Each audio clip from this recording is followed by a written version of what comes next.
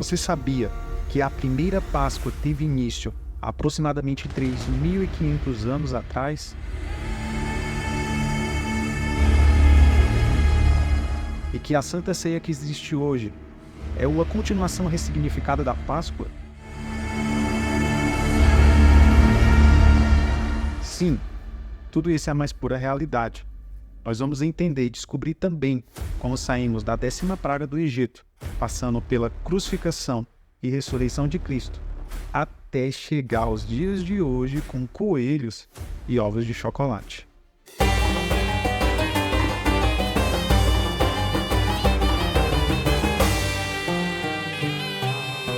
E aí, irmãos, sejam bem-vindos ao Ei Bíblia.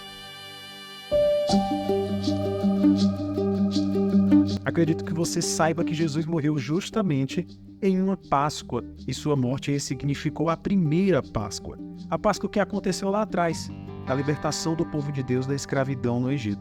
Então, ao morrer na cruz, Jesus Cristo concluiu, confirmou e completou o significado da Páscoa, trazendo agora a Santa Ceia, que simboliza seu sacrifício por nós, até que ele volte para nos resgatar.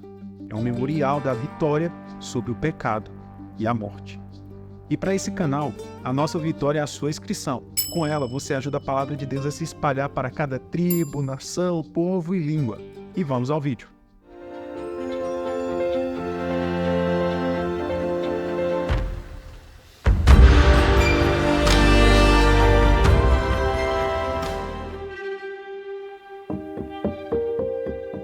A Páscoa é uma cerimônia que tem início da última praga que caiu sobre o Egito, durante a libertação do povo de Deus, quando eles foram escravos por 400 anos. E ela foi ressignificada no Novo Testamento para se referir à morte expiatória de Jesus na cruz do Calvário por todos nós.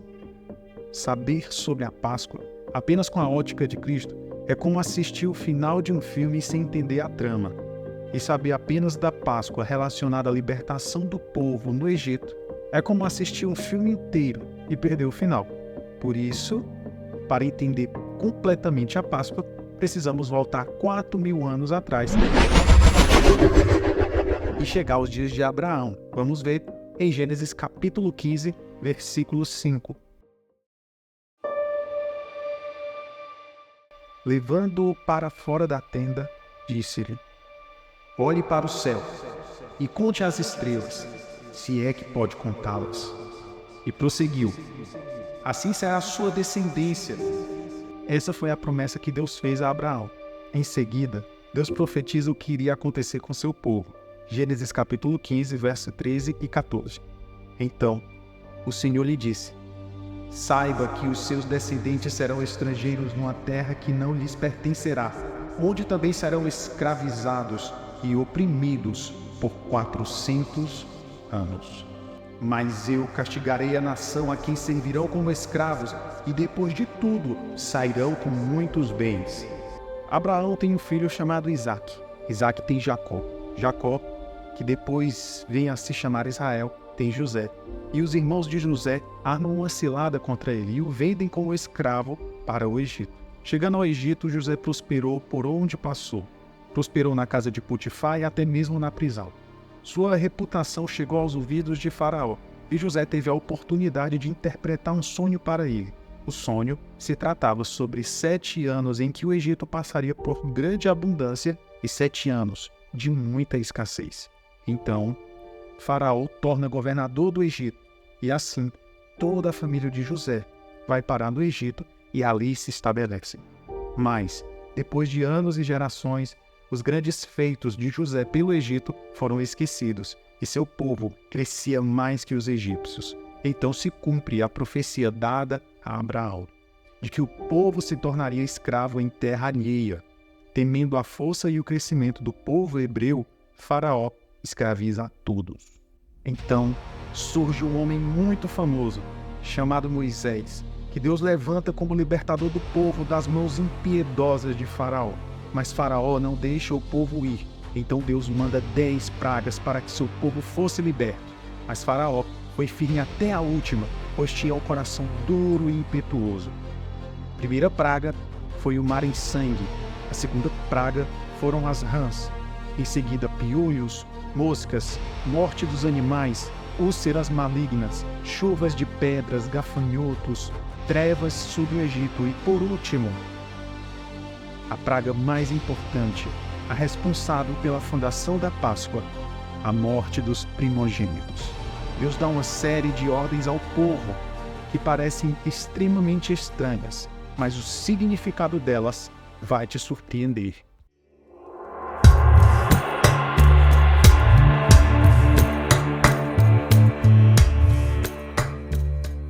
Deus ordenou que cada família separasse um cordeiro macho e sem defeito, de apenas 1 ano. Eles deveriam fazer isso no 10º dia do primeiro mês do ano, no mês de Aviv, ou Nissan, respectivo aos meses de março e abril do nosso calendário, e ao final do 14º dia, o cordeiro deveria ser morto. O sangue dele deveria ser passado na verga ou umbral da porta de suas casas, pois os egípcios tinham o costume de colocar inscrições nas portas de suas casas, pedindo proteção aos seus falsos deuses. Pelo fato do povo de Deus estar ali há muito tempo, eles adquiriram vários costumes pagãos dos egípcios. Deus estava querendo dizer: eu sou o único Deus que pode te proteger. Eles também deveriam comer a carne do cordeiro assada no fogo, com pães sem fermento, pois o fermento era símbolo do pecado, e comer também ervas amargas, que simbolizavam o sofrimento e a aflição do povo durante a escravidão. Eles deveriam fazer essa refeição em pé, com cajado nas mãos, calçados e com pressa.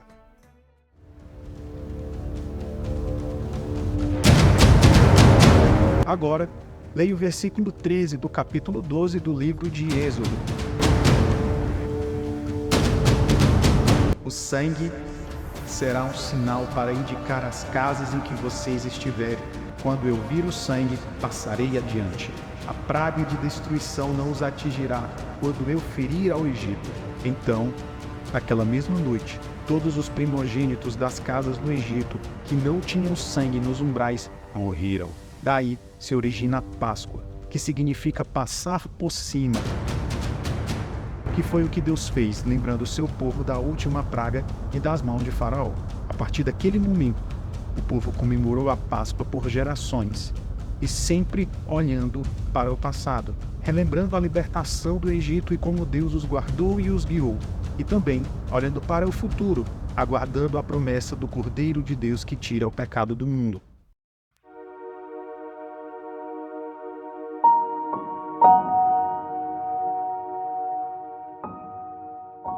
Então, aproximadamente 1500 anos depois do Egito, montado em um jumentinho, nosso Salvador faz uma entrada triunfal em Jerusalém. Todas as pessoas que estão ali começam a clamar: bendito é o Rei que vem em nome do Senhor. Esse momento aconteceu no domingo, exatamente no dia 10, quando era separado o cordeiro. E naquela multidão, quando todos equivocadamente achavam que Jesus seria coroado rei, ele desapareceu.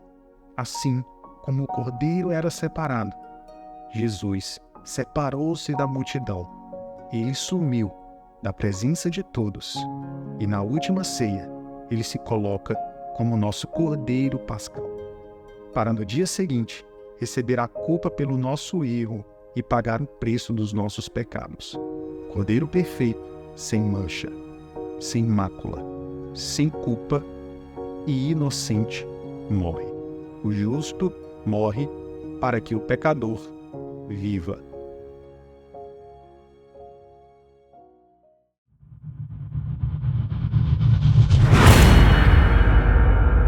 Mas de onde vem o coelho da Páscoa e o ovo de chocolate?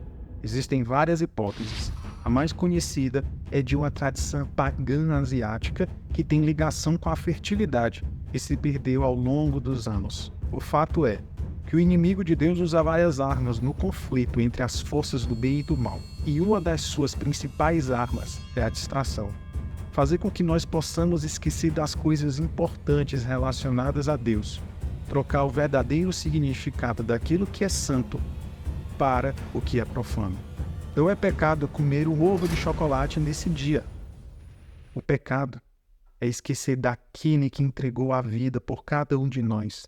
O pecado é esquecer o real significado desse dia, é entender que Jesus morreu por mim e por você. Esse não é apenas um vídeo no YouTube, é muito maior que isso. É um aviso e um lembrete de que nós temos um Salvador que pagou o preço do nosso pecado, do nosso resgate e está às portas para nos levar. Então reflita, seja um mensageiro de Deus, compartilhe esse vídeo para o máximo de pessoas, para que elas também não caiam nos enganos do maligno. Comenta aqui embaixo qual é outro assunto que você quer ver nesse canal e não esquece de se inscrever. Tem muita coisa para aprendermos juntos relacionados à Bíblia Sagrada. Até o próximo vídeo. Forte abraço e fiquem com Deus.